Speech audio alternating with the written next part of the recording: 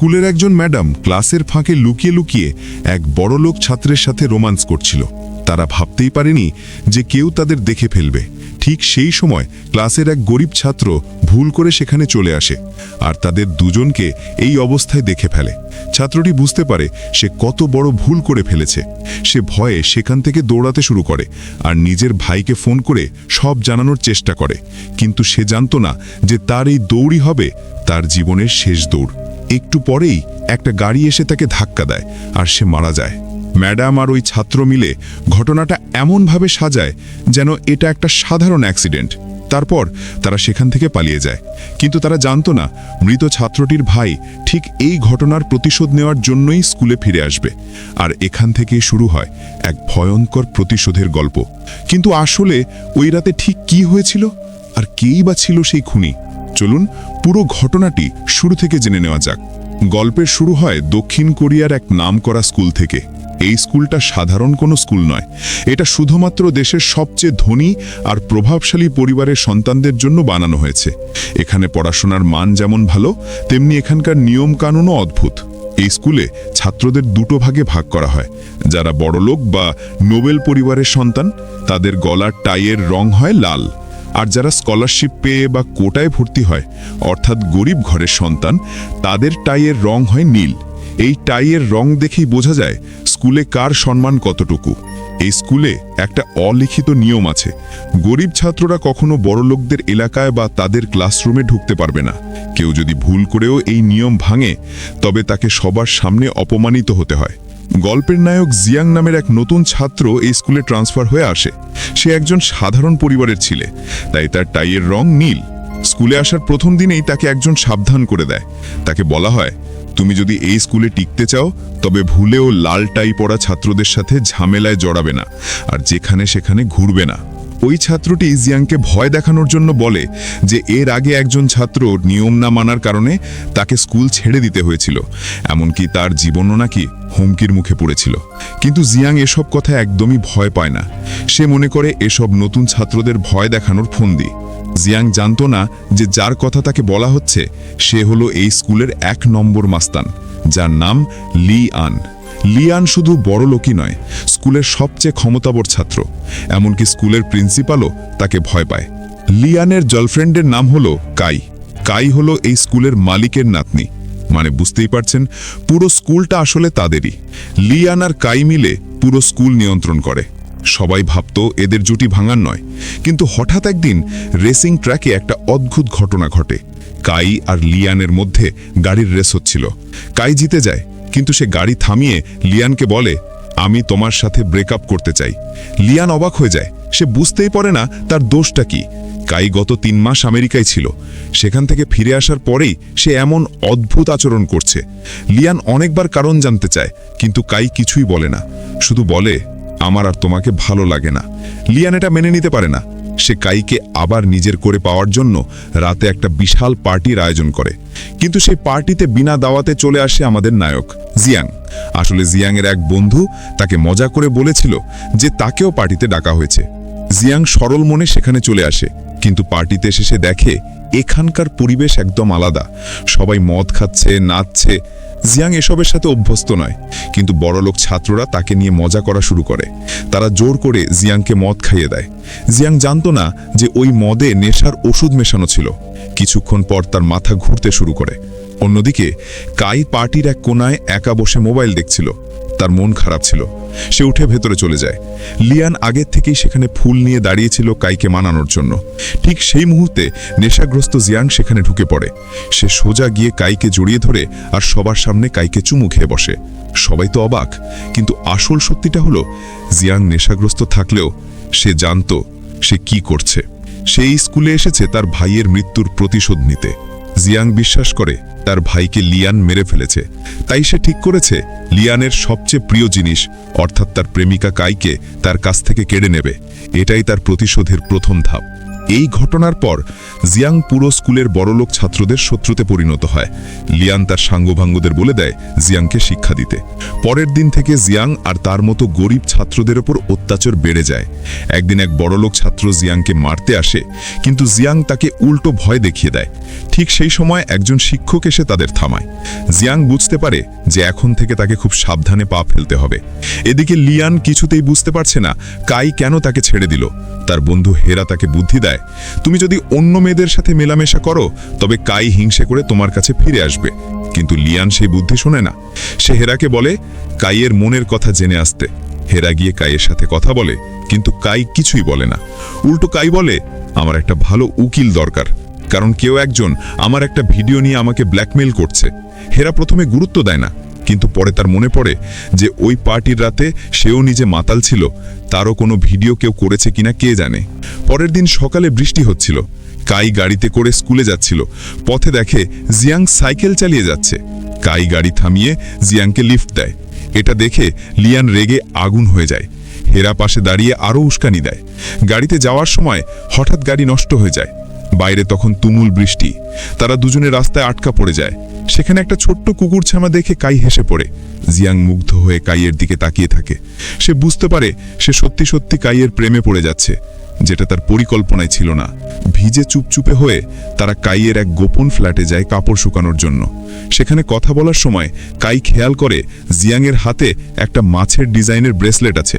এই ব্রেসলেট দেখে কাই চমকে যায়, কারণ এটা তার পরিচিত কোনো কিছুর কথা মনে করিয়ে দেয়। ঠিক তখনই স্কুলের প্রিন্সিপাল আর লিয়ান দরজা ভেঙে ভেতরে ঢুকে পড়ে। তারা জিয়াংকে মারতে মারতে স্কুলে নিয়ে যায়। স্কুলে জরুরি মিটিং বসে। সবাই মিলে সিদ্ধান্ত নেয় জিয়াংকে স্কুল থেকে বের করে দেওয়া হবে, কারণ সে নিয়ম ভেঙে বড় লোকদের এলাকায় ঢুকেছে আর কাইয়ের সাথে বাজে ব্যবহার করেছে। যখন জিয়াংকে বের করে দেওয়ার নোটিশ দেওয়া হবে, ঠিক তখনই কাই সেখানে ঝড়ের মতো প্রবেশ করে। সে সবার সামনে জিয়াংয়ের হাত ধরে আর বলে, ওকে কেউ বের করতে পারবে না, ও আমার বয়ফ্রেন্ড আর আমি ওকে ভালোবাসি। লিয়ান আর বাকি সবাই হা হয়ে যায়। কাই জিয়াংকে হাত ধরে বাইরে নিয়ে আসে। একটু নির্জনে গিয়ে কাই জিয়াংকে জিজ্ঞেস করে, সত্যি করে বলো তুমি কি, আর এই ব্রেসলেট তুমি কোথায় পেলে? জিয়াং খুব চালাক। সে বানিয়ে বলে, আমি গরিব হতে পারি, কিন্তু আমার স্বপ্ন অনেক বড়, তাই আমি এই স্কুলে এসেছি পড়াশোনা করতে, আর এই ব্রেসলেট আমি একটা ব্যান্ডে বাজাতাম, সেখান থেকে পেয়েছি। জিয়াংয়ের কথায় কাই বিশ্বাস করে। এরপর থেকে তাদের সম্পর্ক আরও গভীর হয়। কাই প্রতিদিন সকালে জিয়াংয়ের জন্য অপেক্ষা করে। তারা একসাথে ক্লাসে যায়। কাইয়ের পাওয়ারের কারণে এখন আর কেউ জিয়াংকে বিরক্ত করার সাহস পায় না। এমনকি কাই ঘোষণা করে দেয় যে জিয়াং এখন থেকে বড়লোকদের বিশেষ ক্লাসেও বসবে। কেউ এর প্রতিবাদ করতে পারে না। একদিন জিয়াং তার লকারের ভেতর একটা বেনামি চিঠি পায়। সেখানে লেখা ছিল, লিয়ানের সাথে পাঙ্গা নিও না, তোমার ভাইয়ের মৃত্যু হয়েছে কারণ সে লিয়ানের সাথে ঝামেলা করেছিল। জিয়াং বুঝতে পারে স্কুলে কেউ একজন আছে যে তার আসল পরিচয় জানে এবং তাকে সাহায্য করতে চাইছে অথবা ভয় দেখাচ্ছে। জিয়াং সেই নম্বরে পাল্টা মেসেজ পাঠায়। স্কুলে রাগবি খেলার টুর্নামেন্ট শুরু হয়। লিয়ান খেলার মাঠে তার সব রাগ ঝেড়ে ফেলে এবং তার দল জিতে যায়। জেতার পর সে কাইকে জেলাস করার জন্য সবার সামনে হেরাকে চুমু খায়। কাই এটা দেখে খুব কষ্ট পায়। সে রাতে লিয়ানের সাথে দেখা করতে যায়, কিন্তু ঠিক সেই সময় হেরা লিয়ানকে ফোন করে। কাই বিরক্ত হয়ে চলে আসে। হেরা কাইয়ের সাথে দেখা করে তাকে বোঝানোর চেষ্টা করে, কিন্তু কাই তাকে অপমান করে তাড়িয়ে দেয়। কিছুদিন পর বড় লোকদের এক বিশাল পার্টি হয়। সেখানে হেরা জিয়াংকে অপমান করার পরিকল্পনা করে।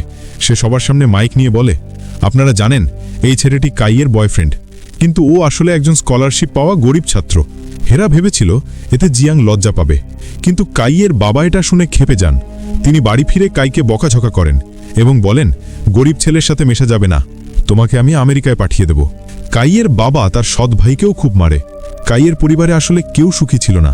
এদিকে লিয়ান খোঁজ নিয়ে জানতে পারে যে জিয়াং আসলে সেই মৃত ছাত্রটির যমজ ভাই। এটা জানার পর লিয়ান আরও সতর্ক হয়ে যায়। কাইয়ের বাবা জোর করে কাইয়ের বিয়ে ঠিক করেন আরেক বড়লোক ব্যবসায়ীর ছেলের সাথে। কাই সেই ছেলেকে একদম পছন্দ করে না। একদিন ডিনারের সময় কাইয়ের ফোনে আবার সেই ব্ল্যাকমেলারের মেসেজ আসে। ভয়ে কাই অসুস্থ হয়ে পড়ে এবং ওই ছেলের গায়ে বমি করে দেয়। বিয়েটা ভেঙে যাওয়ার উপক্রম হয়। জিয়াং কাইয়ের সাথে দেখা করতে যায়, কিন্তু পারে না। হেরা এসে জিয়াংকে সাবধান করে দেয়, কাইয়ের কাছ থেকে দূরে থাকো, নইলে তোমার অবস্থা তোমার ভাইয়ের মতো হবে। জিয়াং তখন হেরাকে চেপে ধরে জিজ্ঞেস করে, তার মানে তুমি জানো আমার ভাইয়ের সাথে কি হয়েছিল?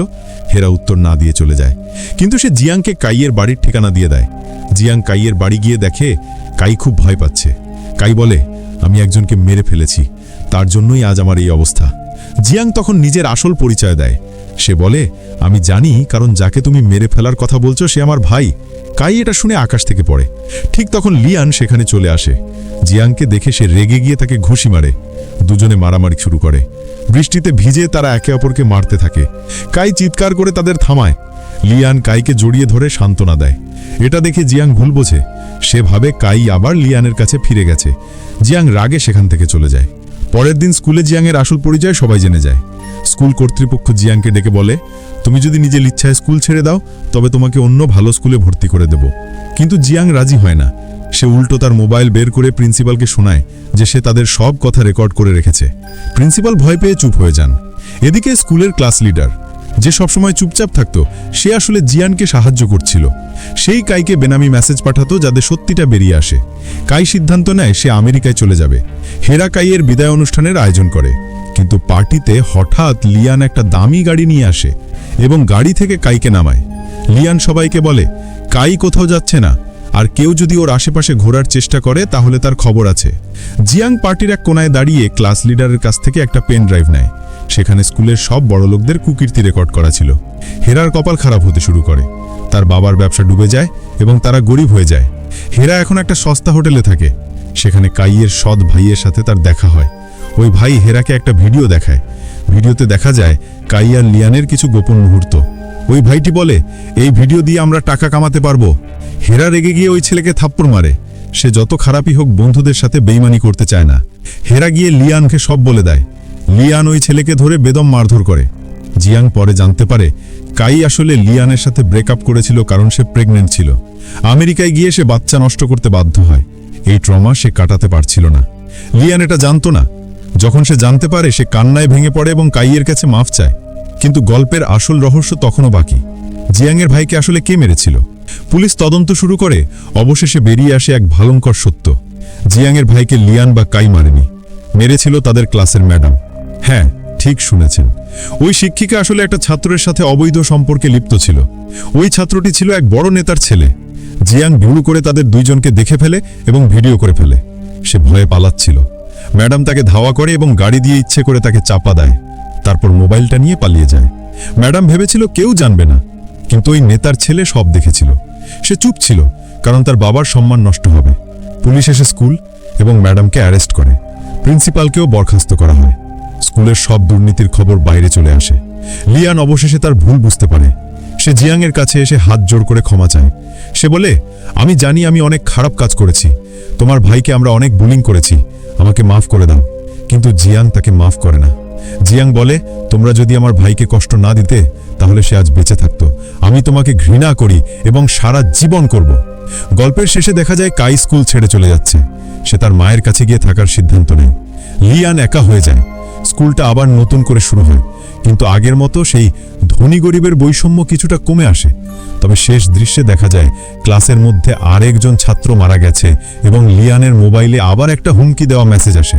মানে খেলা এখনো শেষ হয়নি। হয়তো খুব শীঘ্রই নতুন কোনো রহস্য নিয়ে শুরু হবে পরের পর্ব। বন্ধুরা, গল্পটা কেমন লাগলো?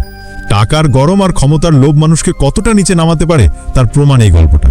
তোমরা কি চাও এর পরের সিজনে কি হলো তা নিয়ে আমি ভিডিও বানাই? তাহলে অবশ্যই কমেন্ট করে জানাও। আর ভিডিওটা ভালো লাগলে লাইক দিয়ে বন্ধুদের সাথে শেয়ার করো। সাবস্ক্রাইব করে পাশের বেল আইকনটি বাজিয়ে দাও যাতে পরের ভিডিও মিস না হয়।